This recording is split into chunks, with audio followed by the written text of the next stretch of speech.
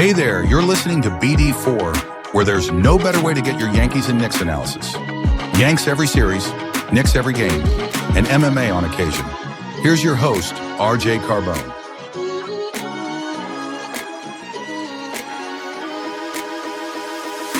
And a high drive into left center field.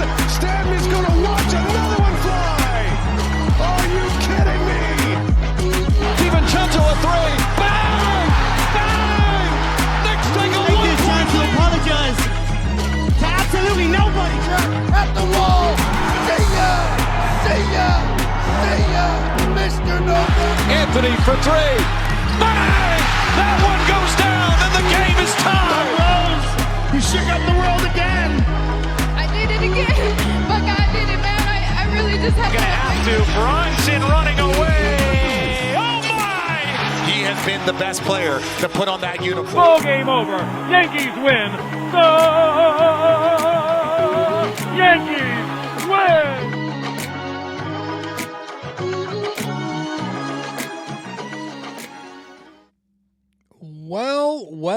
Well. Have things changed? I don't know where to begin.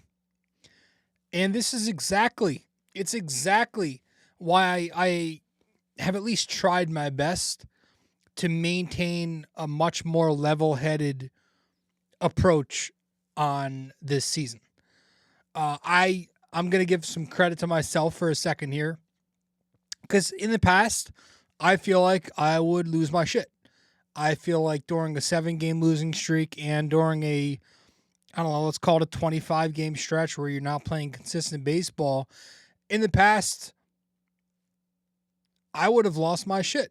I would have given up completely.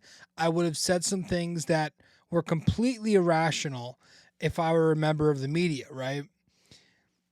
But I feel like this season, I've done a much better job of remaining patient and understanding how baseball works. And it is a 162-game season and not a 17-week NFL season, right? So not every game, not every stretch is as important as it would be in another shorter sport.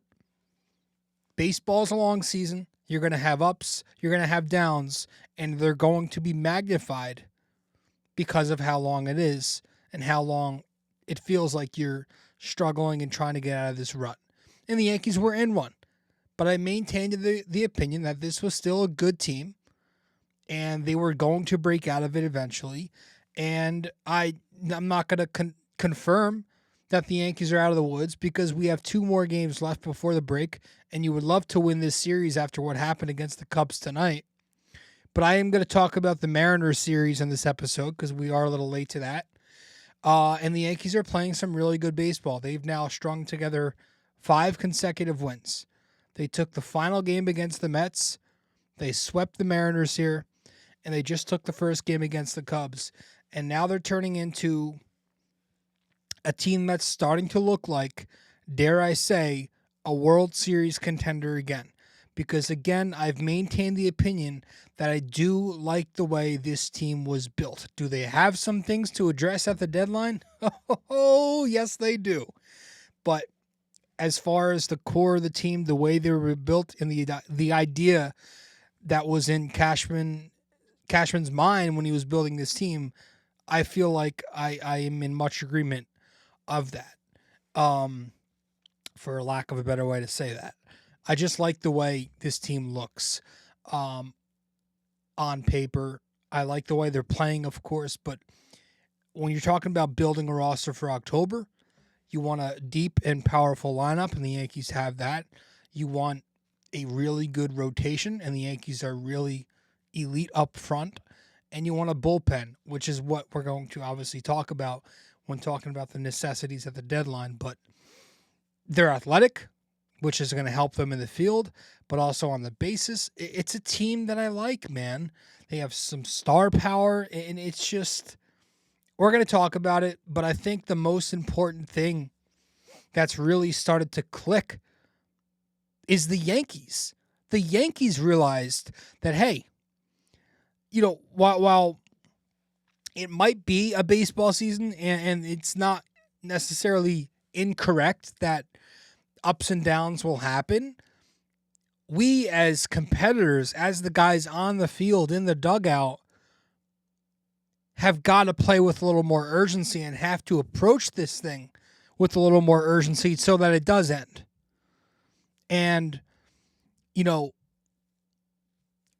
maybe that 7-game losing streak and the media getting as loud as the media got and the fan base getting as loud as the fan base got and losing to a bad Mets team, just kidding, I like to piss Mets fans off, but losing to the Mets 2 out of 3, maybe that was a bit of a wake-up call. Maybe the Yankees got fed up with it all and they were tired of it because you've seen a different approach into how they're approaching this baseball season now. And you go back to a couple of days ago where Aaron Boone initially makes a tough decision that managers have to make tough decisions, right? Boone finally makes the decision to say, all right, I'm going to move DJ LeMahieu off of second base, and I'm going to put Jazz Chisholm off of third base back at second base where he belongs because he's actually good there. That was the initial report. And then we come to find out that the Yankees proceeded to make another tough decision, and they took it a step further. And nobody wants to make decisions like this, but they went out and they DFA'd DJ LeMahieu.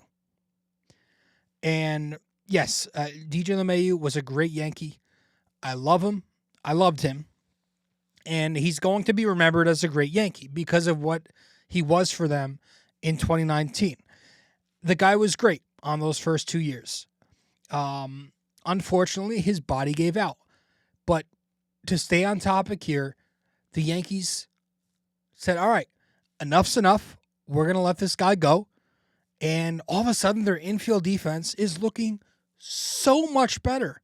I mean, the plays that they've made just in this Mariners series alone, night and day. And you got comments from Brian Cashman. He's speaking to the media about the trade deadline. And usually, every single year, it's the same old Yankee cliche garbage. Well, whatever the market dictates, we'll see what's up. We'll do our due diligence.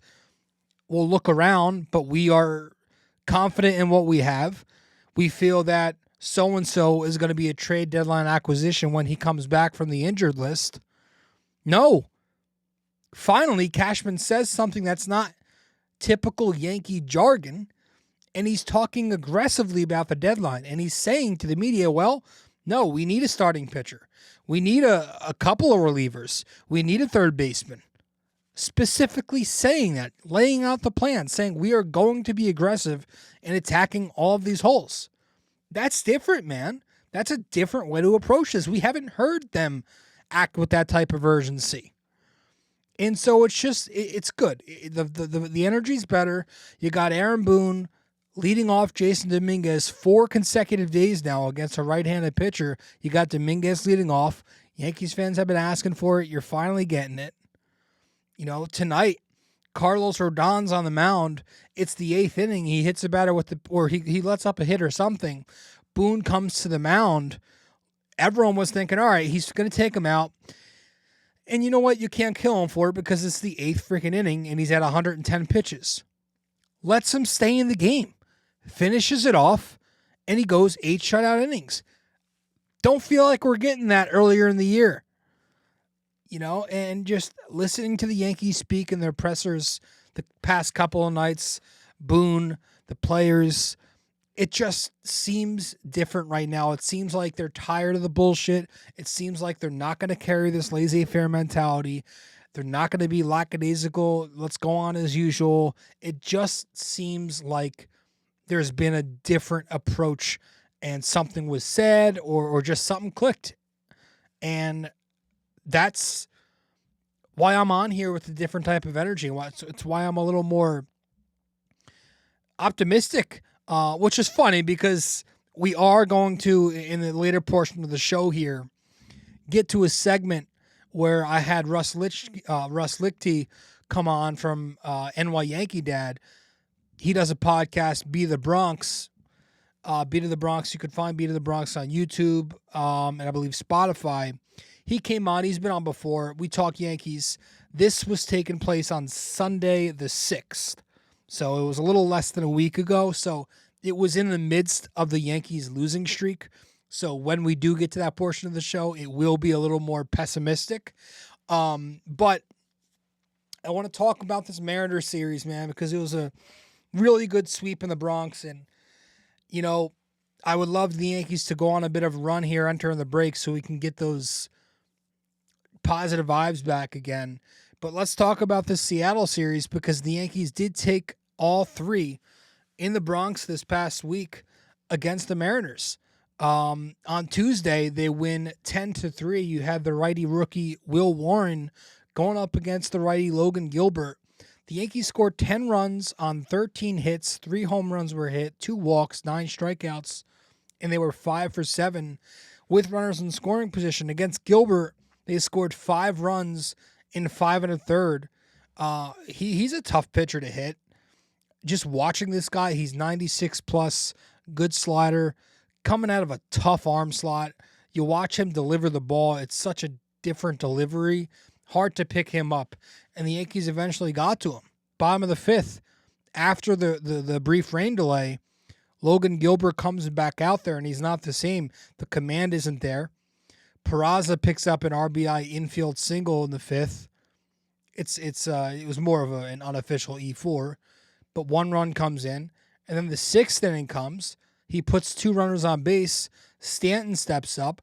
3-run blast on a hanging slider to right field, and it's 4-0 Yankees. So Gilbert leaves the game. The Seattle pen comes in, which the Yankees scored 5 runs and 2 2/3 on them. You're still in the bottom of the 6th. Austin Wells steps to the plate. 2-run shot off the righty Legumina. It's 6-0 Yankees. You get to the bottom of the 7th, and the Yankees get 4 more runs. A Judge solo home run to right field. A Jazz Chisholm RBI double to the opposite field gap. Paul Goldschmidt, 2-run base hit up the middle off of the righty Burgos. It's 10-0 Yankees. So that was your offense. Goldschmidt goes 3 for 4, double, 3 RBIs. Judge 2 for 5 with the home run. Bellinger goes 3 for 4. We'll talk about. He's been awesome. Stanton goes 2 for 4, home run, 3 RBIs. Jazz goes 1 for 3 with a double, a walk, RBI, got caught stealing. Wells went 1 for 3 with the home run, a walk, and 2 RBIs. And Peraza was 1 for 4 with an RBI. That was your offense. Will Warren pitched 5 2/3 strong. We will talk about his performance a little bit more later in the show here. And the Yankee bullpen threw 3 1/3 innings. Tim Hill got the final out in the 6th, pitched all of the 7th. He was another breezy 1, 2, 3. So he finishes an inning in a third, no runs, no base runners. That random Hartlieb, who they sent down, pitched some of the 8th, continued to be awful. Third of an inning, 3 runs, 3 hits, a walk, a strikeout. He was pulled when it was 10-3 for Ian Hamilton, who came in to finish the 8th. Rolled a ground ball double play. Scott F. Ross, he finished the game in the 9th inning there. 1 inning, no runs, 1 walk, struck a batter out. And that was your 10-3 victory on Tuesday. On Wednesday, the Yankees won this 10-6 over the Mariners. This was the righty Cam Schlittler making his major league debut, going up against the righty Evans.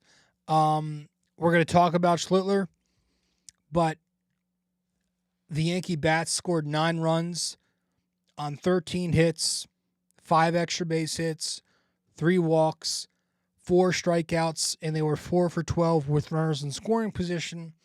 Against Evans, they scored 6 of their 9 runs in 4 2/3 innings. Ton of hard hit balls against him. Bottom of the 1st inning, the Yankees took a 3-0 lead. Bellinger and Stanton go back-to-back RBI singles, and then Jazz Chisholm with an RBI. Bottom 3, the Yanks up 2. Chisholm with a solo home run to make it 4-1. Bottom 5, the Yanks are up 2 again. Jazz Chisholm a 2-run shot. Second homer of the game, 6-2 Yankees. And then against the Seattle bullpen, The Yankees get 3 runs in 3 1/3. Bottom 6 with the Yankees up 2 again. Dominguez with an RBI single, and then Aaron Judge a 2-run double to put the Yanks up 9-2. Dominguez goes 3 for 4, double, a walk, an RBI, 2 runs scored. Scored from first on a Judge double, caught stealing. Judge goes 1 for 3, double, walk, intentional walk, 2 RBIs. Bellinger goes 2 for 4 with an RBI. Stanton goes 1 for 4 with an RBI, and Wells goes 2 for 4 with a double. Cam Schlittler, again, we will talk about his outing later. 5 1/3, 3 runs, 4 hits, 2 home runs allowed, 2 walks, 7 strikeouts, 75 pitches in the win. And the bullpen goes 3 2/3. Lasagna got parts of the 6th and 7th. He was bad again, continues to struggle against left-handed hitting. 1 inning, 3 runs, 3 hits, a double and 2 homers, 2 strikeouts. Weaver got the rest of the 7th and all of the 8th. Pitched an inning and 2/3, no runs, a hit batter, 3 strikeouts. Devin Williams got the save in the 9th. Williams pitched 1 inning, no runs, no base runners, 2 strikeouts, and the save. And that was Wednesday. And then to complete the sweep in probably the game of the year for the Yankees, the best win of the season, a 6-5 win on Thursday across 10 innings. You have the righty Marcus Stroman going up against the righty Brian Wu. So this was already a matchup issue to begin with. But the Yankees managed to get 6 runs on 6 hits, 1 home run, 5 walks, 2 sac flies, and they were 1 for 6 in scoring position. They only got 2 runs in 7 1/3 on Brian Wu, who is one of the best young pitchers in the game. He will be in the All-Star game this year. But he was no-hitting them. He had a no-hitter going through 7 innings. And then the bottom of the 8th came, and with the Yankees down 5-0, Jazz Chisholm hits a base hit to the right side to break up the no-hit bid. Following that, a few at-bats later, it was Austin Wells putting the Yankees' first run on the board with a sac fly. So that made it 5-1. And then the Seattle bullpen came in with 2 outs left in the 8th, and the Yankees were able to get to them. They scored 4 runs in the final 2 1/3 on the Seattle pen. In the bottom of the 8th inning, Stanton with a pinch hit 2-run home run off of the righty Brash to put it 5-3, making it interesting. Bottom 9 comes. The Yankees put together a big inning on Munoz, who was tipping his pitches. Austin Wells with a huge at-bat, a 2-strike, 2-run base hit to clear the bases, ties the game at 5. Bottom 10 comes. The Yanks get Volpe to third, and then Aaron Judge with the walk-off sac fly to score Volpe, who avoids the tag. The review confirms it. The Yankees win 6-5 in walk-off fashion. So, excellent performance offensively. To be able to produce easy offense like that after looking dead for nearly 8 innings was awesome. Awesome. So Stroman goes 5 innings, 2 runs, 6 hits, 2 walks, 3 strikeouts. And the Yankee pen, Clayton Beeter sucked. He allowed 3 runs, the home run there. Brubaker was fine. Hamilton was very good. Williams was very good. He's been coming around. We'll talk him. But, yeah, this was a huge game. And again, you go back to that Stanton at-bat because that's what started it. It's exactly what started it. You're going to talk about the Judge Volpe play, of course, and you should. But Giancarlo Stanton, with the Yankees down 5-0, hits what might have seemed like a garbage time homer at the time, but it cuts it to 5-3, right? They're down 5-1, rather, not 5-0. He hits that home run, and all of a sudden it's a ball game. Bloop and a blast, and you're back in it. And that's exactly what happened. The Yankees eventually, well, it was a sac fly, but eventually get right back at it after Stanton brings them life again. So Stanton, I'm going to tip my cap to him. It's the second time we're tipping our cap to Giancarlo Stanton this year. He looks good, man. He's starting to look better. The power's starting to come around. The metrics are still good. The metrics are very good, which means he's still got plenty left. You know, you look at his StatCast, the hard hit percentages are there. Exit velo, the bat speed's still top notch. And the numbers are coming along. He goes 4 for 9 in this series. bats .444, 2 home runs, 6 RBIs in these 3 games. On the season for the Yankees, Giancarlo Stanton with a .767 OPS, 13 RBIs in 19 games. So he's been producing. He hasn't gone, knock on wood, into that, Stanton slump that he can go into when he comes back from the DL usually, but he looks very good right now. Big time hits, big time home runs when it counts. And he's just been huge because the Yankees desperately were missing his right-handed thump. Having that drag and drop righty who can get hits against left-handed pitching. It's so nice to have someone like Giancarlo as bench depth when he's not starting. To have a pinch hitter who's been getting better as a pinch hitter the last couple of years. He's 3 for 7, a couple doubles and a homer. To have someone like that who can go right on left with elite power the other way, that's impressive. That's so important. And I think that's a big reason this Yankees lineup is thriving this year, is because they're so deep that they're consistently bringing 2 starters from off the bench late in the game. Every night, they've got 2 guys who are hitting at a starting caliber level having to come off the bench because they're that deep.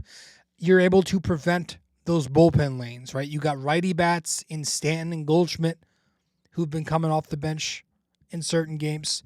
And you got your lefty bats like Grisham. Some nights it's Rice. Some nights it's the Martian who can come off the bench and hit right-handed pitching. They did not have that in recent years. It was total garbage. It was a bunch of randoms on the bench. They didn't have matchup advantages that they could go to, so opposing managers couldn't spam certain pitchers in these lefty lanes or these righty lanes and bring in a guy who throws sliders to the opposite-handed hitter. You can't do that against this Yankees team because of the balance that they now have. They're incredibly deep, which also means that you can afford a couple of guys not hitting. When guys are not hitting, other guys are starting to step up. Volpe was hitting for a little bit to start this season. He's been tapering off the last few weeks. Look who's starting to hit. Austin Wells is starting to heat up again. He's having a good month of July.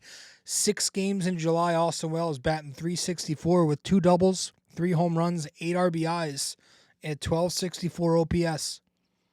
Overall on the season, Austin Wells, .748 OPS. Solid.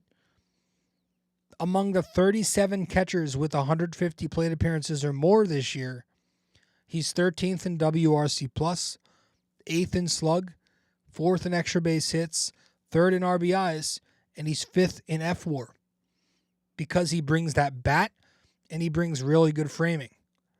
That's a good catcher. Now, would I like Austin Wells to be more consistent, less streaky? Yes. He chases a lot, which means he's walking less, and the on-base percentage is not good. But the power numbers are productive. For a catcher, he's been productive. He's driving the baseball, hitting the ball in the gap, and runs are coming in every time he steps up to the plate. He's pulling the baseball with authority. He's second on the team, I believe, in ribbies. So you got guys like Austin Wells starting to hit the baseball. That's going to unlock that much more in your offense. But like I was saying, man, you've got multiple guys hitting at once.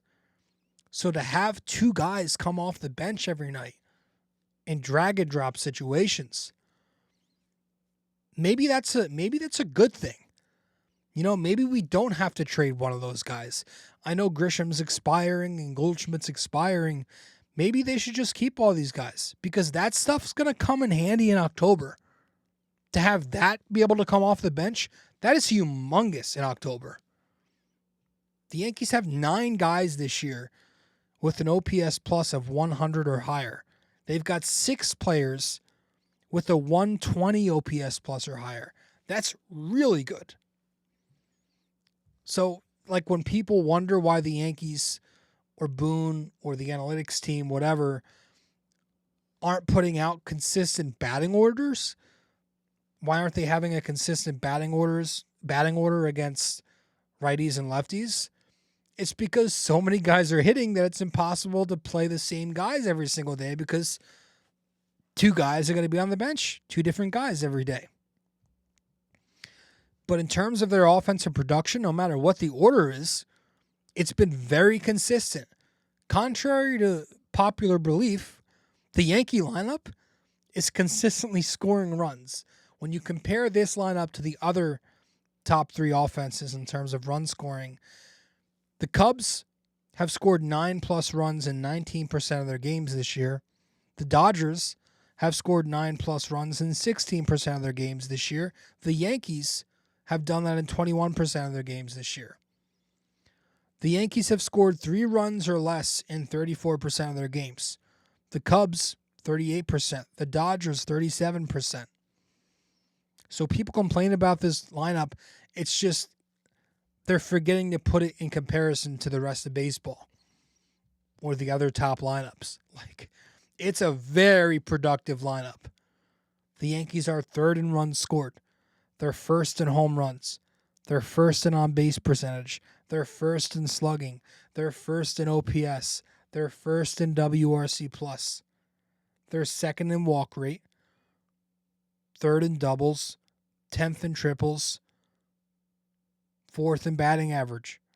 So, contrary to popular belief, they're not just hitting home runs or nothing. No. They're hitting doubles. They're hitting triples. They're walking. And they can score with their speed, too. Their athleticism is helping them score. Go back to the other day. Judge hits that double. I think it was in the middle game of the Seattle series. Dominguez scores from first base on the Judge double. 10.1 seconds from him to get from first base to home plate. Go back to the third game on Thursday. Anthony Volpe, the hustle run on the Aaron Judge shallow sac fly to Julio Rodriguez, who has an outstanding arm. Volpe sprinting home, headfirst slide, avoids it with the swim move, gets in there. The Yankees are scoring from their base running. Constant occurrences, you see stuff like this. Now, they are as dumb as it gets sometimes on the bases, but they've got the legs. They've got the athleticism, the physicals, which they did not have in the past, right? Dominguez, Volpe, Jazz, Bellinger, even guys like Rice and Goldschmidt, he might not think of as fast, smart base runners who can move. They're a good, productive offense, and I'm excited about that.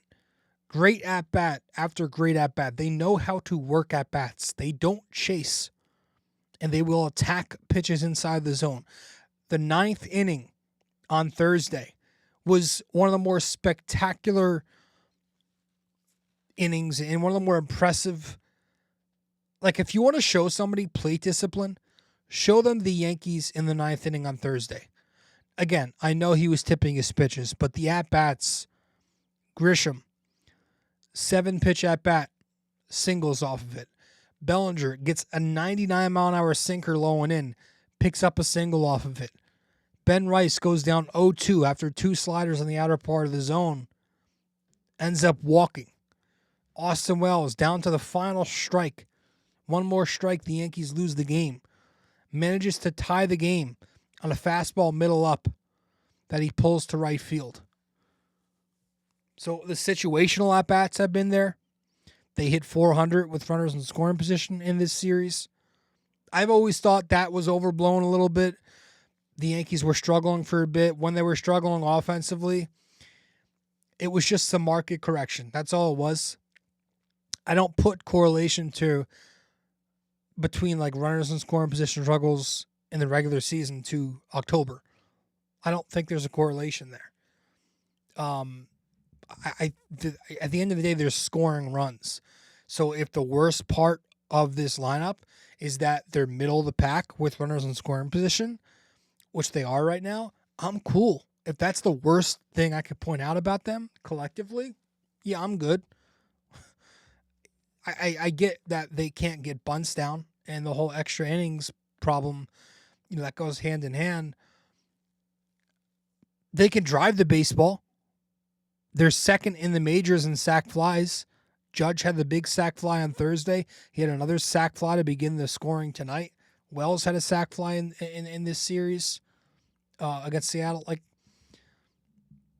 yeah, you're bottom third in bunts, but you're top two in sac flies.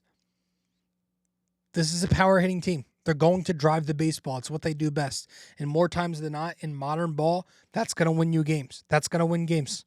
So I know I'm bouncing all over the place here, but yeah, I like what the Yankees are doing. I like Dominguez at leadoff. I like Bellinger between Judge and Stanton. So overall, I'm just not worried about this lineup. I think if you're going to worry about anything with the Yankees, it's ridiculous to worry about their lineup. Would getting a third baseman be nice? Yeah. If it's a Eugenio Suarez, who's an expiring contract, probably not going to cost much other than Jones. Yeah, I would do that in a heartbeat. Of course I want him. But I think they should be focusing on their bullpen. And I want to talk a little bit more about the Yankee bullpen just for a couple minutes when we return here from episode 882 of BD4. Stay with us. Be right back. Quick break here, guys. Stay connected with BD4 on social media. Follow us on Instagram and X at BD4Pod and find us on Facebook by searching BD4. Don't miss out. Join the conversation.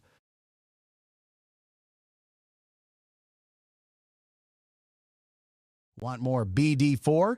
Subscribe to our YouTube channel and never miss an episode. Hit that like button, drop a comment, and share with your fellow fans.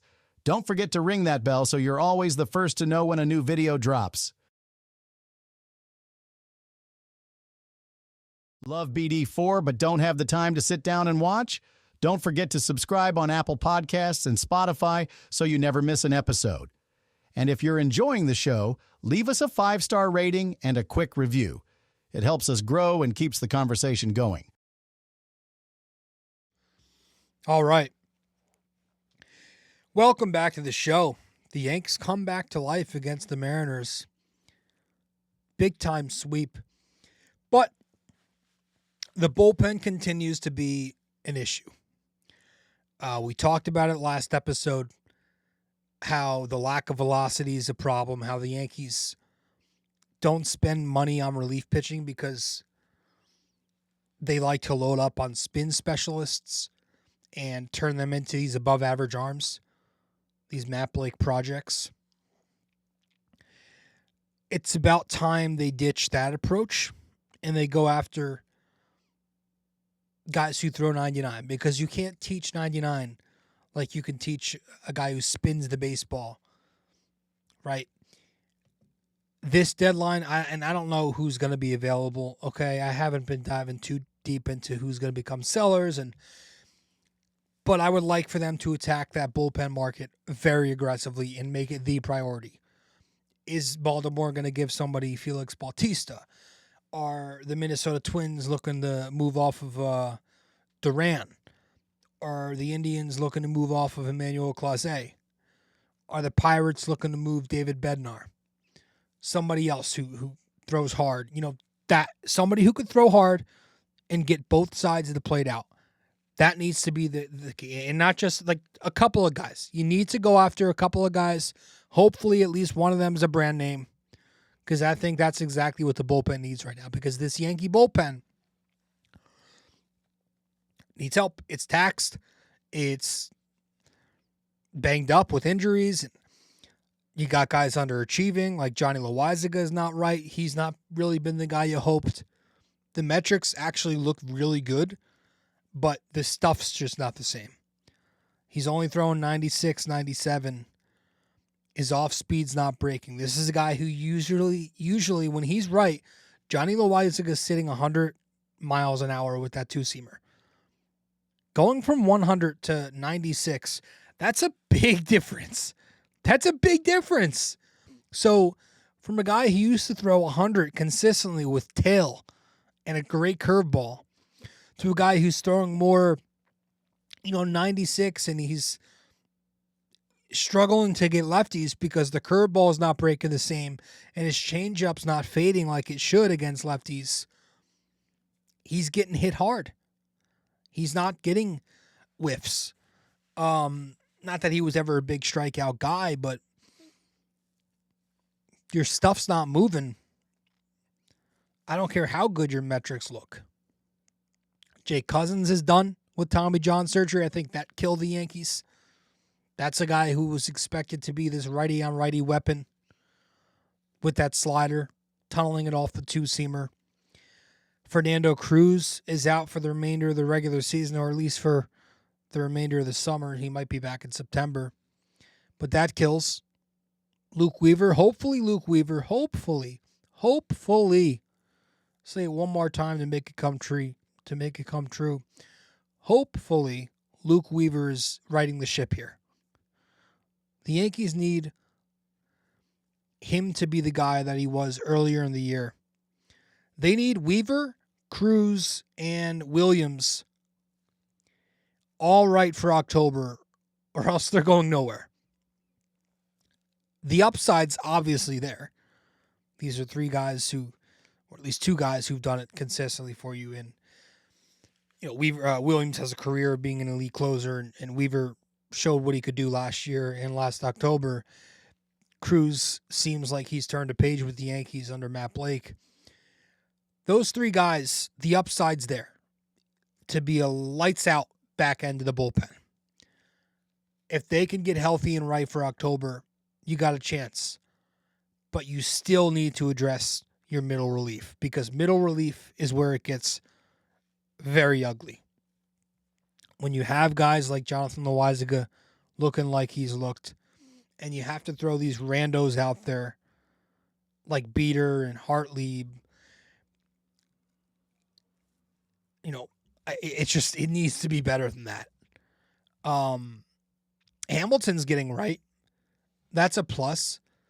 He's not been pitching a ton of high leverage, but in his last 11 games, he's got a 0.71 ERA in 12.2 innings. He's only had one game where he's allowed an earned run. He's had another game where he's allowed an inherited runner to come and score.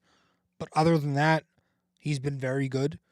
The metrics remain positive with him. It's just all about control with that slider pitch.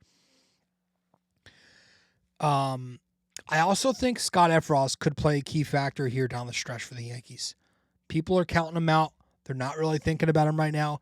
He's back up with the squad. He's pitched a few times already, low leverage, pitched tonight. I think he could be a key factor, and he might play a big role down the stretch for the Yankees in the second half of the year and in October. He's got the pitch mix to get righties out with that slider that he can play off the two-seam. So with a guy like Cousins going down, who was supposed to be that type of guy for you, Scott Efros could step into that role. Tough arm angle to pick up. We'll see. But I like Scott Efros, and I think people are starting to overlook him as an X factor here. But I want to go back to Devin Williams, because that at least is a positive part of this bullpen of late. And I'm going to tip my cap to Devin Williams. Devin Williams, for the 6th time this year, we're tipping our cap to him. Listen, it was a rough beginning of the season for him. The first month plus, he looked atrocious. He's starting to look really good. He's starting to put things together. Still in a weird spot because the numbers on the season don't look good, and you could just oversimplify it and be like, hey, we're in the middle of July. Why is he pitching to a 4.9, whatever it is? But since May 6th, that's 22 2/3 innings, he's pitched to a 1.99 ERA, a 0.71 whip, a 12.3 K per 9, and a 1.6 walk per 9. So, been really good for a real long time. He's obviously an important piece for October if they want to make a run. He's now back into that closer role. But watching him pitch, it seems like the eye test is there. The stuff, I don't think the stuff was ever not there. It was just about the fastball command.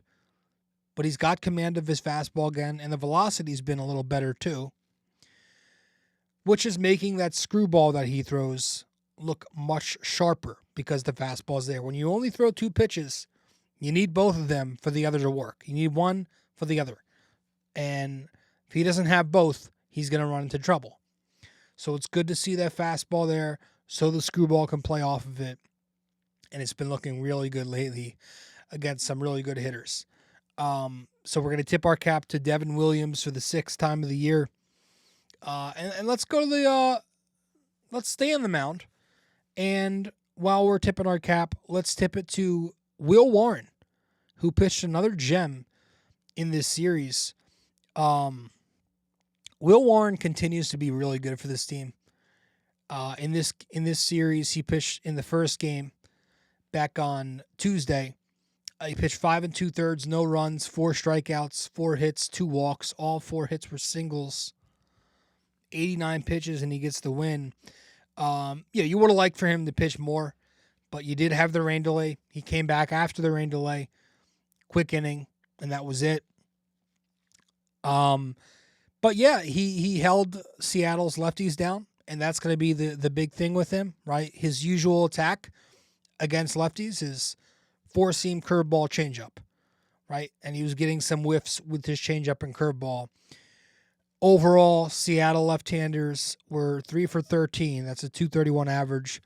No extra base hits, couple of walks, and mostly soft contact. And then continues to dominate righties because he's got the pitch mix to get righties out. We know that. His 4-seam fastball is a weapon. The 2-seam fastball helps. Those 2 pitches get him a lot of ground balls. He's got that sweeper that he plays with 2 strikes, right? That's a really good pitch. It moves exceptionally well. And so when you have a high spin fastball and you play that sweeper off of it to right-handed hitters going away, that's where he gets his strikeouts. So Will Warren really has had a solid rookie season. You look at the 2 blow-up starts, you take them away, I think more people would agree he's had a solid season. Those 2 blow-up starts make his season look worse than it really is. So I tip my cap to Will Warren. Bad because I want to talk more about Cam Schlittler, and that's what we'll do. We'll talk about Cam Schlittler. Let's do it right now because Cam Schlittler was great, man. They call this kid up. I didn't know too much about him. I knew he was a top right-handed pitching prospect in the Yankees system. I knew that he featured 97 plus. It caught my eye. Because when you say he features a 97-mile-an-hour fastball, it could mean anything. This kid came out throwing 100 top of the zone. And he consistently sat 98 the entire night. It was awesome. Because we've been missing a hard thrower. Excuse me. The Yankees haven't had that this year. In fact, after Cam Schlittler's first outing, 9 of the 10 hardest pitches by Yankees this year are off Cam Schlittler's right arm. Like, the kid throws gas, and it's smooth, and it's easy coming out of his arm. It's a very short delivery, which makes it look effortless, which is good. It doesn't look like he's trying to force it. He's a big dude. Got a downhill motion. I like him, man. Anybody who could throw 100, you're cool with me. I have been asking for this all year, mainly in the bullpen, but to have somebody who can go out there and finally compete with other teams in terms of velo, like the Yankees are bottom of the barrel in velocity as a pitching staff.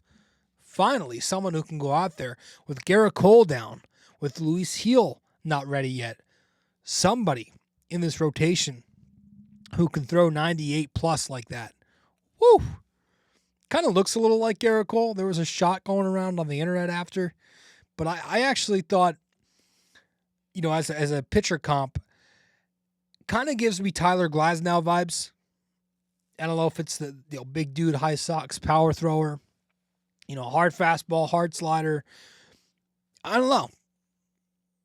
Kind of gives me Glasnow vibes. And if he became Glasnow, yeah, please. But he's got a lot of work to do, obviously. He's got to hone his craft. The fastball's electric. Good stuff. The slider and curveball are his 2 off-speed go-tos. The curveball's not very good. the hard slider, he's got a hard slider. It sits 92 to 94, decent drop. I guess it's a pitch that can play to righties, but he does need something that's going to break away from lefties to keep them off his fastball. Gave up a couple of home runs.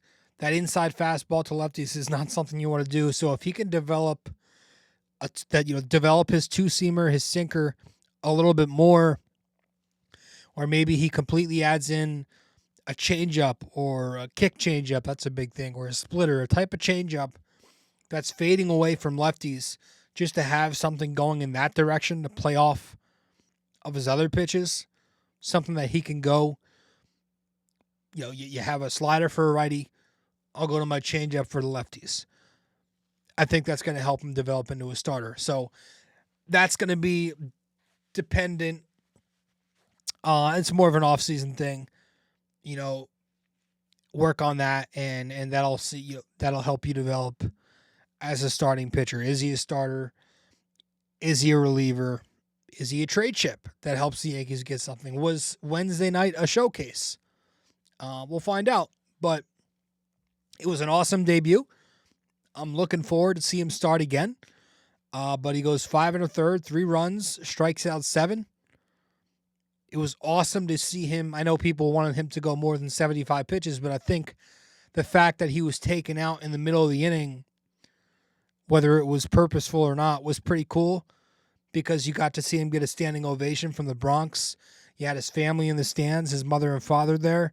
Red Sox fans, by the way. He grew up in Connecticut. Embracing, though, it was pretty cool. It was a really awesome moment. So good for Cam Schlittler. I'm definitely rooting for the kid. About time we got somebody who could touch 100. Awesome to see. I don't remember the last Yankees starting pitcher that they developed who threw 98 plus. You got to go back to Luis Severino. That's what I'm thinking. Like, I don't think it's been, Luis Seals from Minnesota. So Garrett Cole they got in a trade, or they signed him. Yeah, I think you go back to Luis Severino if you're looking for the last flamethrower that they developed, at least as a starting pitcher. So Cam Schlittler, good for you. And that's it. Up next for the Yankees, well, they got the Cubs. They took the first game 11-0 tonight, which we'll talk about after this series. But then they have 2 more coming up against the Cubs this weekend, 2-day games, 1:00 games. So we'll see what happens. And with that said, we're going to head to our final break, get back, wrap it up with our trivia, and then we will get to the second part of the show where Russ joined us and we talked Yankees baseball. Stay with us, though. We'll be back for our trivia in just a sec. Want everything BD4 in one place? Head to our website at BD4blog.com. You'll find links to every podcast platform, social media, and even our blog, where we dive deeper into all things BD4. Check it out now and stay connected. Okay. Welcome back to the show. I appreciate you all tuning in. Now, let's wrap this one up with our trivia question of the day. And our trivia for this episode is, name the 5 different Yankees who've led off with home runs this season. Name the 5 different Yankees who've led off with home runs this season. Okay, one more time. Name the 5 different Yankees who've led off with home runs this season. Now, with that said, we're going to get into the second part of the show here, or the final 40 minutes or so, 30 minutes maybe, where Russ Lichti from the Beat of the Bronx podcast joined us to talk Yankees. Now, again, a little warning before we get to this, because I don't want to get ripped.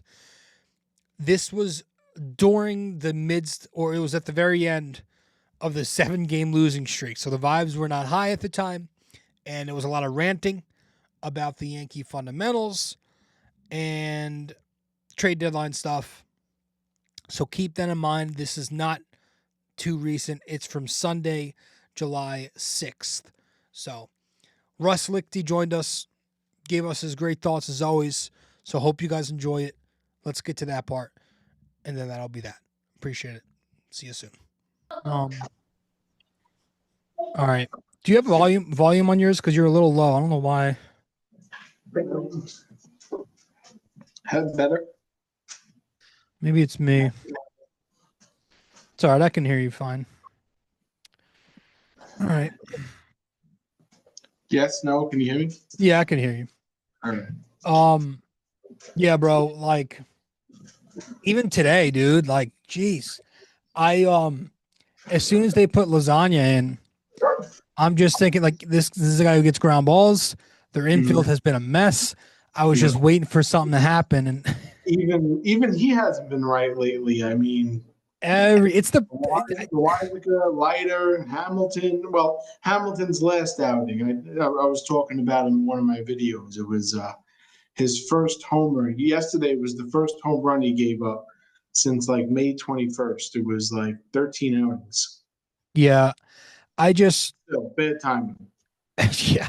I want to start, bro, with what you think the biggest problem is, because I have a feeling we're going to come to an agreement here. Yeah. Like I have at the top of my notes, fundamentals, which was the biggest thing that we press in the off season. Yeah, it was the biggest thing we pressed in the wintertime after the World Series, dating back to that. So I guess we'll start there. That's where I think the biggest problem is right now. Yeah. It's showing. It seems that when the team's struggling, those, if you want to call them flaws, weaknesses, they really show themselves. Like, when the team's down bad, all of the above comes out and shows itself. And it's to an extreme too. Like, yeah, exactly. Like the lack of coaching is obvious, because this is something that's gone on for a number of years now, where the Yankees, and I texted you about this, they will grant you free bases in any way that they can, whether it's a wild pitch or a pass ball, whether it's not covering a bag off of a throw in from the outfield. Judge said it in the post game the other day. He said you can't give the good team extra outs, and exactly what we were talking about. The formula against the Yankees is to put the ball in play, run on them, make them play baseball, because teams know, the Dodgers know, the Red Sox know, they know you make the Yankees play baseball, they're going to mess up. 2 days in a row. What's that? Juan Soto laid down a bunt. First at bat. I know. I was shocked. But at the same time, should I really be? Like, yes and no, exactly. It is it's and like the thing with that is, like, yeah, you can do some things. You could try to move Jazz back to second. Yeah. But like it's like a core problem. That's something you can't just tweak. It's something you got to coach. It's something you got to instill in your team for years. And that's what I think is the biggest problem before we even get to the other stuff. It's just they're not taught this stuff. Well, yeah, it's been like this for now. I mean, at least 4 or 5 seasons, right? I mean, it's just seems that way, that that's just no accountability. I mean, the manager's telling the team after they got swept and lost the division race for the first time all year that they're the best team in the American League. I mean, I know it's okay for a manager to be a player's manager, but it comes to a point where you gotta, it's a performance-based business. They have to be held accountable for lack of performance. Whether it's not always the manager, the players need to be held accountable. But you can't have the manager always saying that they're doing the best that they can, and you blame it on the turf for the weather. There's always an excuse. But at some point, the players have to be held accountable, and Aaron Boone does not do that. No, and like, I think they're trying to do this thing where they sound level-headed and they'll make people think, oh, look, they're confident in themselves. But like, at the same time, part of leadership is urgency. That's part of it. Yes. There's another extreme, which is the one they're at right now, but you have to also at the same time be a little bit urgent and show, okay, maybe we should tighten up here, tighten up there. And when you carry this mentality of it's all good, it's just a mistake, it's just baseball, these mishaps that we continue to see in the field are going to keep happening. Night in and night out. I mean, little things where you have Jazz Chisholm at third, and what drives me crazy. And, a lot of the people who go to the games more than watch TV will be able to, kind of, vouch for this. Guys are not in the right spots in cutoffs. No. I mean, no one's covering. Toronto took so many extra bases that series because no one was covering second, no one was covering third. I mean, little things that you learned in, Little League. Bro, when I got to sixth grade and I went from elementary ball to middle school ball, they gave us packets to take home every single night after practice where we would have to read cutoffs and relays, what bag to cover, where are you backing up, where's the throw coming from, are you the cutoff guy? And that I was so confused by it. I said, all right, I'm gonna give up third base and I'm gonna become a pitcher full time so I don't have to deal with this shit. Never in my life, and I went to a lot of baseball games in my lifetime, not a lot. And even working for the Yankees at the stadium for a little while, working in minor league baseball, I've never seen a third baseman in the wrong spot so consistently in my life. Exactly. Whether it's for positioning, cutoff, I mean, they're bunting, laying down bunts because the scouting report is Jazz is not going to know what the hell to do if, you lay a bunt down. Russ, on Saturday, Austin Wells threw down to third base. Jazz is 5 feet behind the bag. It made me wonder if he was doing it as almost as if like wake up. Yeah. Almost like a wake up call because it didn't look like there was a missed signal or anything. I've never seen anything like it in my life. And even like, I think this was also Saturday, maybe in like the 6th or 7th inning yesterday, Grisham fields a ball and he's just very slow to get it. And whoever it is took second base on him because he's just nonchalant getting to it. Yes. On Friday, Dominguez, early on in the game, doesn't get to a ball. Grisham has to back him up. Extra bases were getting. The trail runner advances, the leading runner advances. It's the craziest stuff I've ever seen. So that's something, again, you cannot fix. Now, there are other parts of this team that they have issues in that I think you can at least improve in. And I think that's where we should transition to. You get to the trade deadline in a few weeks. What are you prioritizing? Because I'm very vocal at this point.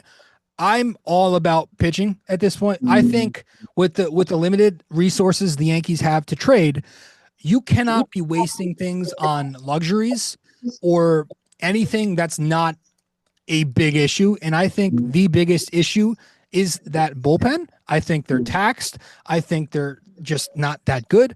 I think they lack a lot of things that you need.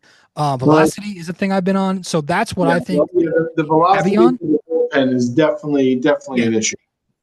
So what do you think about that? So once Clark said, this was before Clark's injury, before we knew about him needing Tommy John surgery. The second it came out when they flopped Will Warren and him last week, the Friday and Saturday game, that's when my mindset for myself kind of changed a little bit. I was like, okay, now if Clark is going to, once they said forearm tightness, in my head, he's hurt. So you got to think of, all right, if he misses his next start, he's probably going to be, this is going to be it if it's forearm tightness. So you have Heel coming back. They're calling up Cam Schlittler, most likely. That's what we've learned, So that gives them now about 2-3 weeks till the trade deadline. So if Schlittler doesn't hit, they can bank on whatever they're going to get from Heel coming back. But either way, I think they're going to have to get it started now, with Schmidt being hurt. Yep. that changes things. They need pitchers. Yeah. Bullpen, they need at least 3 relievers. You can say right now they need 3 relievers, at least 2, 3. Yeah. We'll say 3 pitchers. One of the 3 pitchers got to be a starter. Now, we know they need the right-handed bat that they've been talking about. You know, I mean, we talk about moving Jazz to second. Who's going to play third? The worst right-handed hitter in the American League? As good as Oswald Peraza is, all due respect to Oswald Peraza, once I heard the stat, and you reiterated the stat, that he's the worst hitter, second to Jock Peterson, who's a lefty. So he's the worst right-handed hitter. We need a right-handed hitter. So we're running the worst right-handed hitter in a position that we need. He can't keep doing that. And, you know, I know LeMahieu's been hitting the way he fields a position. It's over. It's over. Yeah. I agree for the most part, man.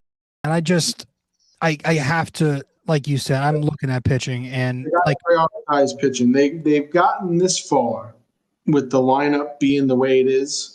It's a really good lineup, man. Like people give it so much shit. At the end of the day, they're scoring runs, bro. You really didn't realize how valuable Oswaldo Cabrera was to this team.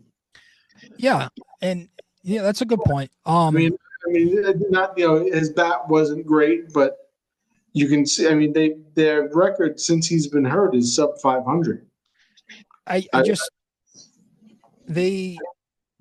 look at the bullpen, man. I want to go back to that for a second because the way they get used, it's not going to last. It's July 6th. Yeah. The way that they've been, you know, mismanaged by the manager throughout the season until right now, the bullpen, it's not sustainable. I mean, Cruz has been on the IL already 2 times. Weaver has been on the IL, and he's obviously not right. No, I mean, Williams is a wild card. I mean, today he had the 1-2-3 inning. He could do, you know, next outing he can give up 6. We've seen it before. You know, the bullpen's a wild card now. It's not looking good. I go back to what I was worried about in the off season, and I want to give credit because here's the thing with the Yankee bullpen, and I'm going to try to be short.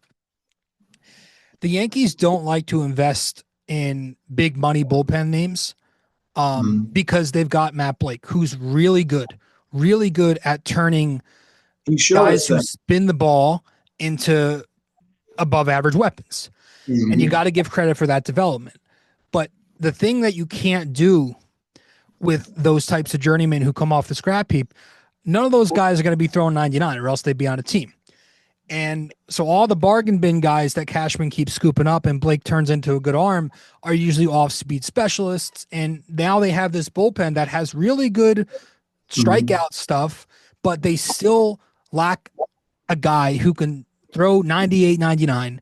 And in an era where everybody in their mothers hits home runs and in an era with exit velocities and launch angles and all this stuff, velocity is paramount. Because you want to keep the ball out of play, because you want to have more margin for error if you come inside.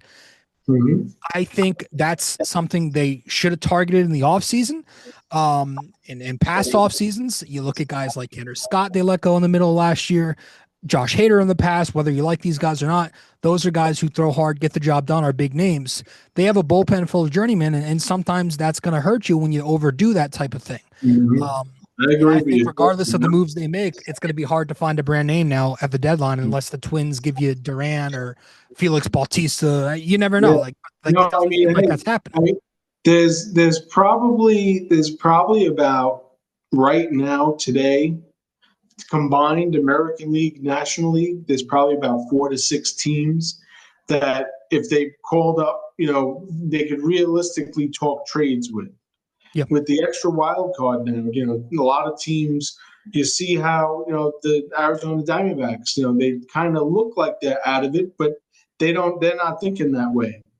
So, you know, more teams like them, are teams going to be buyers? Are they going to be sellers? I mean, the Washington Nationals just fired their general manager and manager. Mike Rizzo and Dave Martinez literally were fired like half hour ago. Really? And that's a team. One, you're firing your GM, who is a borderline Hall of Fame GM, World Series winner, like 10 days before the draft. Yep.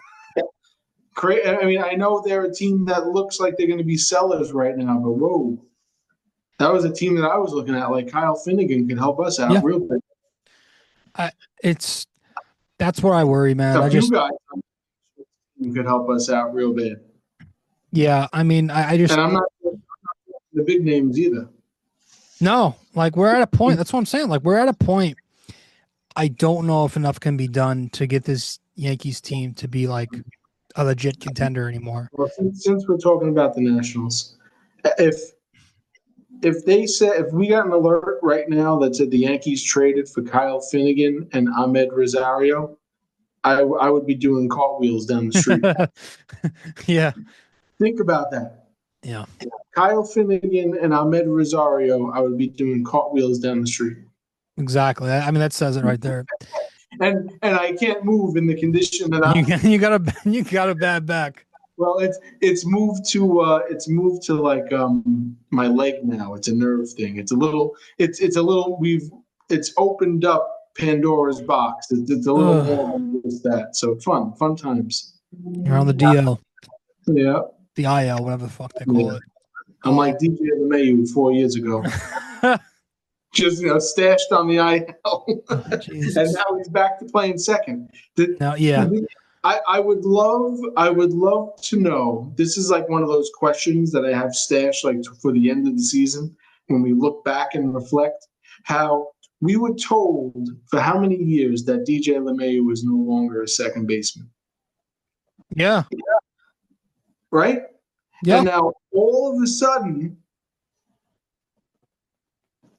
he's a second baseman. Second baseman. He playing second every day for them. But it doesn't make sense. He played first. He couldn't play second anymore. What happened?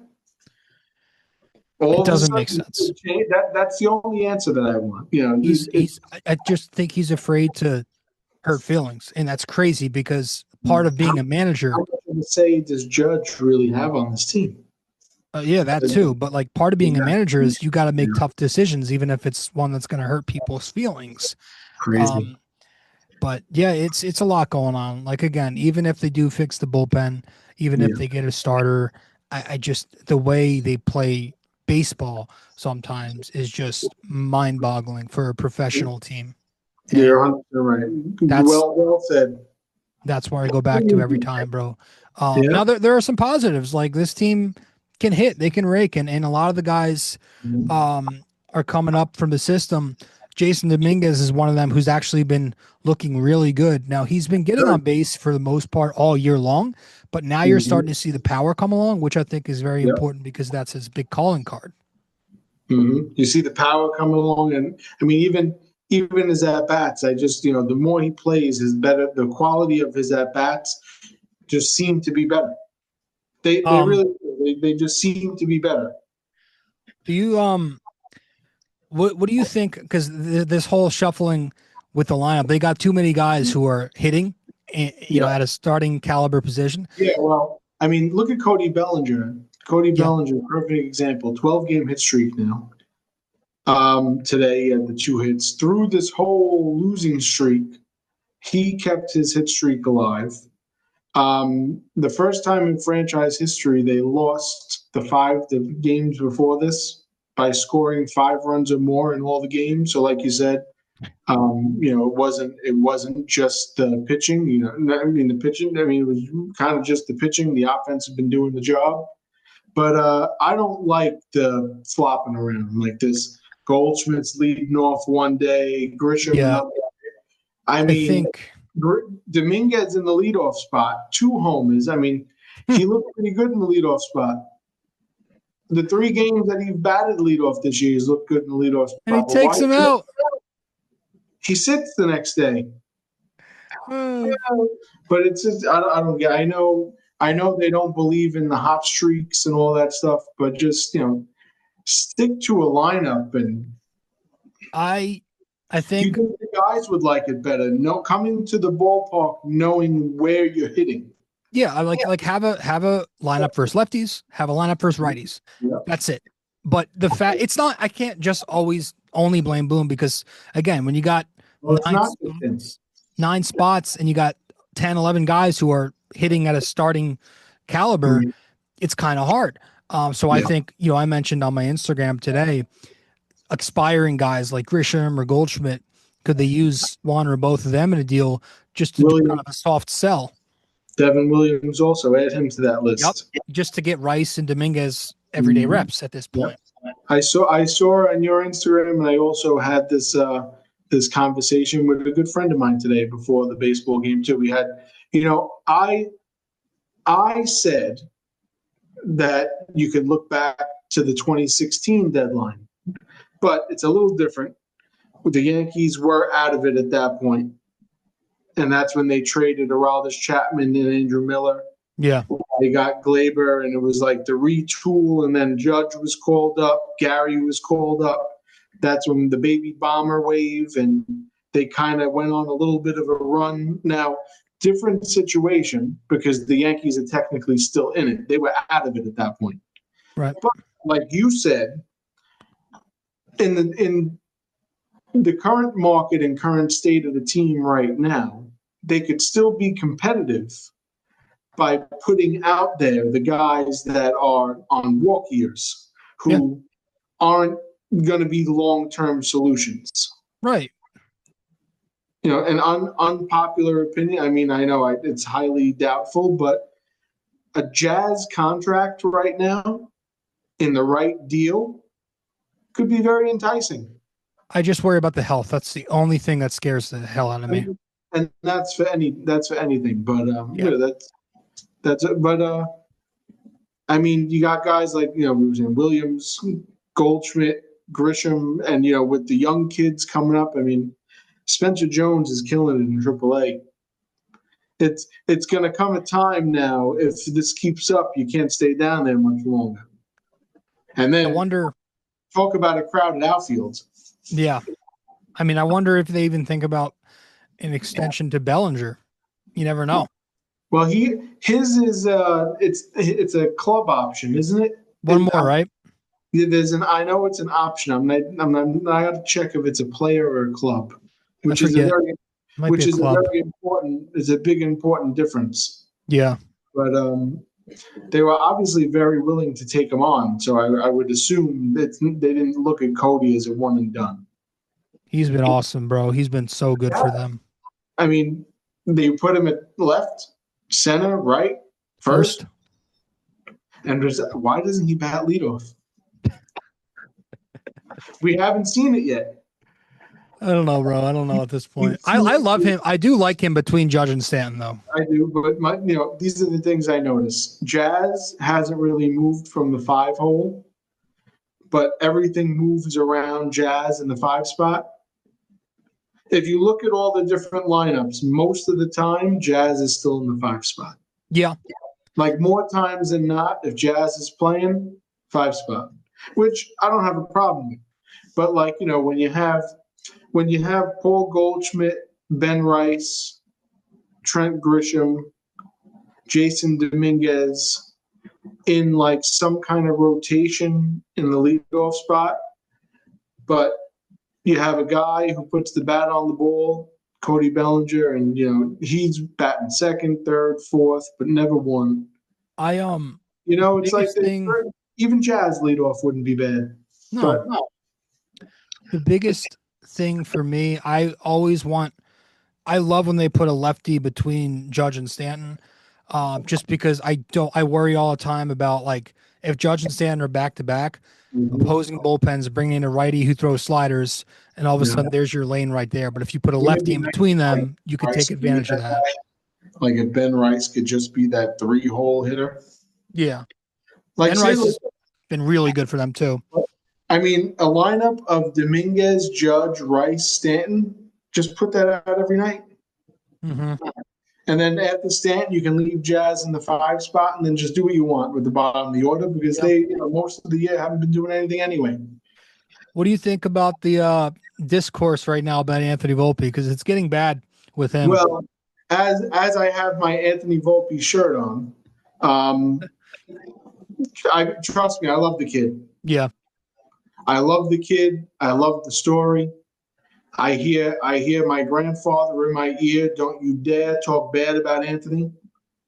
But it's hard to be a real baseball fan and, want to be straight down the middle. And some nights he makes it very difficult to defend him. Yeah. I'll leave it at that. Yeah. No, bro, I get you. Listen. He makes it very difficult to defend him. I was, because he's like, there was to tell you the truth, but wants you to always be on his side. Yeah.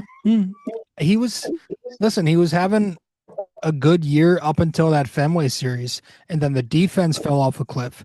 The bat fell off a cliff. He's not even been great on the bases. He's not beating out ground balls. He's getting caught on the base. Like, he's just, if you're not going to be a big time hitter. Series at home or Fenway? What's that?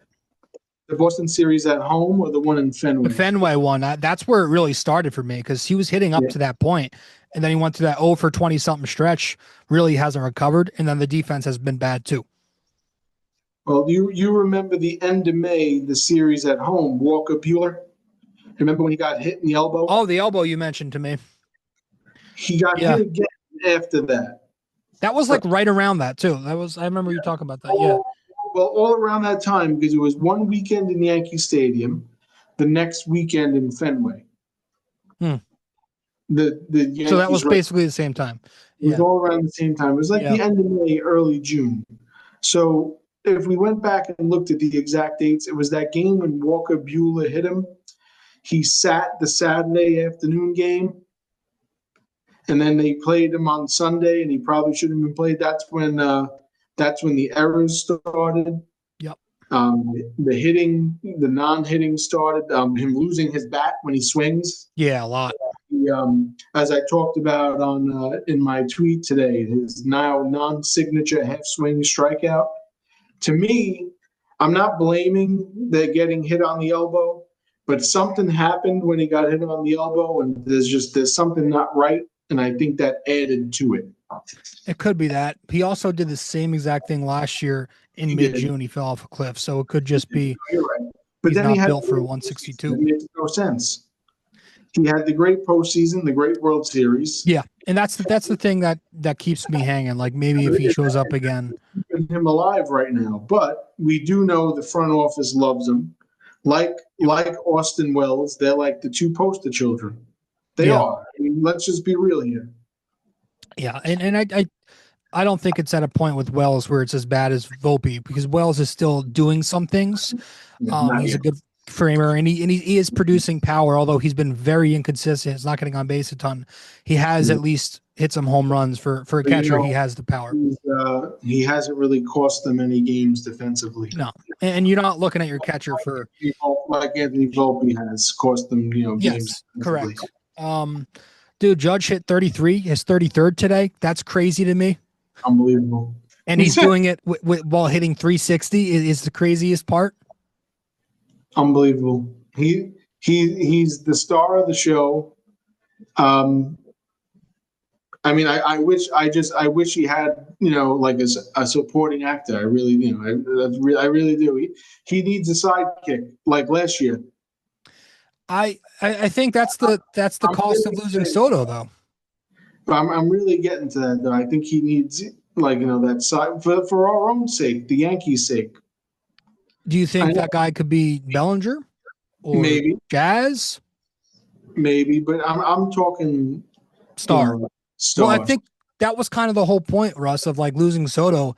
Yeah. Everyone was like, well, we're going to try to, instead of building two stars at the head, we're going to make it more deeper with quality bats throughout. So I think it's just a pick and choose type of thing. I always go back to even in 1961.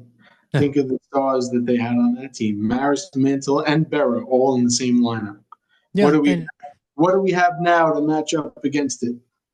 Yeah, I'm not. Listen, man, I get that. I cannot sit here and criticize the lineup because that's been so good this year as a whole. People want to.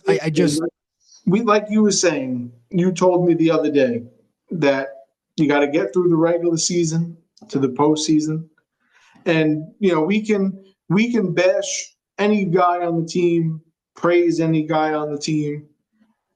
Aaron Judge is the prime example. We love Aaron Judge, but you know what?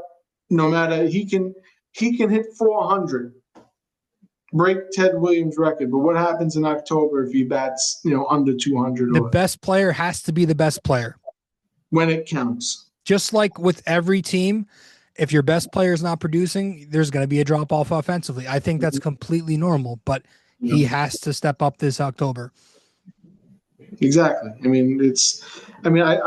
don't get me wrong. It's like we're not trying to say downgrade what he's doing. Enjoy the regular season. Yeah. But it comes to a point where, as of today, July 6th, we look at the Yankees realistically and say they're still a playoff team. So even though everything that's going on now, when it comes down to it, push comes to shove, in October, they got to play, they got to perform, they got to get it done. Unlike last year. Yeah. No, and listen, they can't be dropping, or they can't. What has their record been? 7-23 or something. 7-14 now. Yeah, whatever it is, it's not good. Unacceptable. Yeah, like I said, like after the trade deadline is where I'm really going to start to invest and see what they look like as a playoff contender. But right now, it still counts for division points, and they are 3 back now? It's 3, yeah. Yeah, it's crazy to me, man. That's crazy. You know what's crazy to me? The Mariners are coming in. They just swept the Pirates. So the Pirates swept the Mets. Yeah. And then they got swept. And dominated the Mets like 30-4. It was like something crazy like that, right? So now the Pirates just lost to the Mariners. For the first time in franchise history for the Mariners, they shut out a team in all 3 games. They outscored the Pirates, who just trounced the Mets like a few games ago. Yeah. 8-0, they outscored them. So, they could say, oh, the Mariners are coming here shutting out the Pittsburgh Pirates, but they only scored 8 runs all weekend. Yeah, you never know. They could get hot.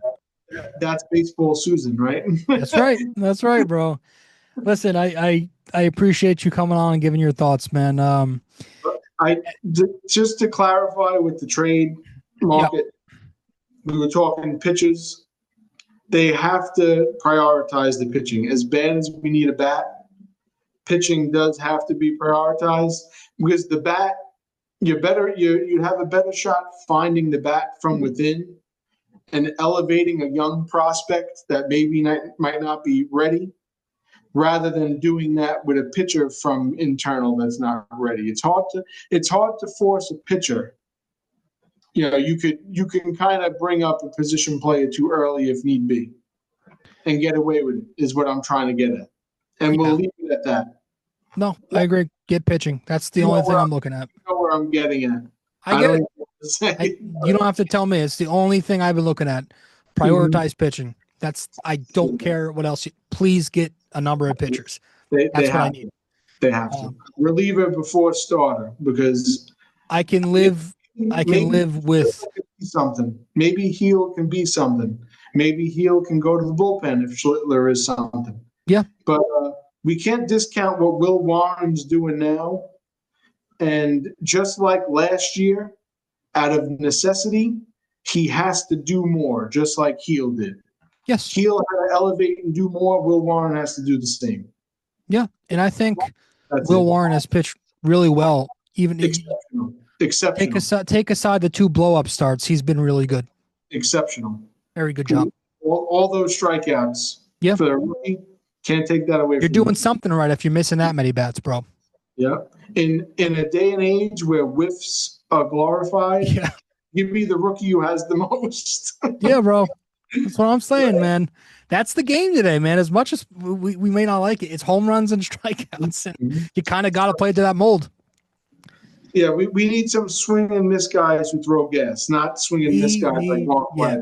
Bro, I saw Cam Schlitter, and I saw something. I think Fireside posted it. He could throw 97. I'm all for it.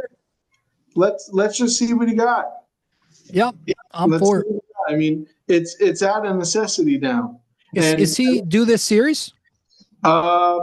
from what Joel Sherman said, Tuesday most likely. Well, Tuesday is game 1. Wednesday, the second game of the series.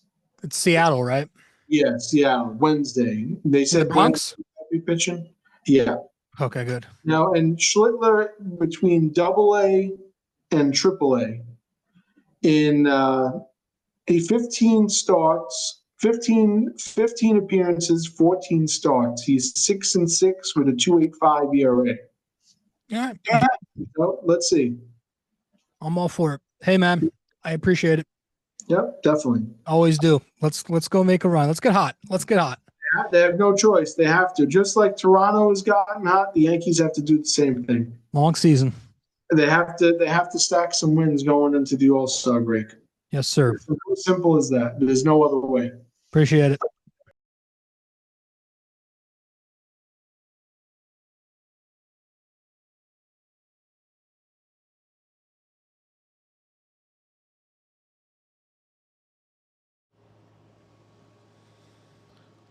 Okay, I appreciate you all tuning in.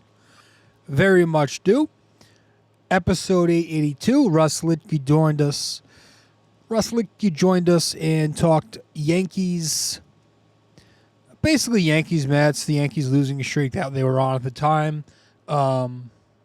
So follow along with Russ Lichti at NY Yankee Dad on Instagram. He's also on Twitter and on Facebook at NY Yankee Dad. And you can follow him along on YouTube and Spotify. His podcast on YouTube. You can find the channel at NY Yankee Dad. The podcast is called The Beat of the Bronx. Always has good insight. Always brings interesting facts and trivia that a lot of us don't know off the top of our heads.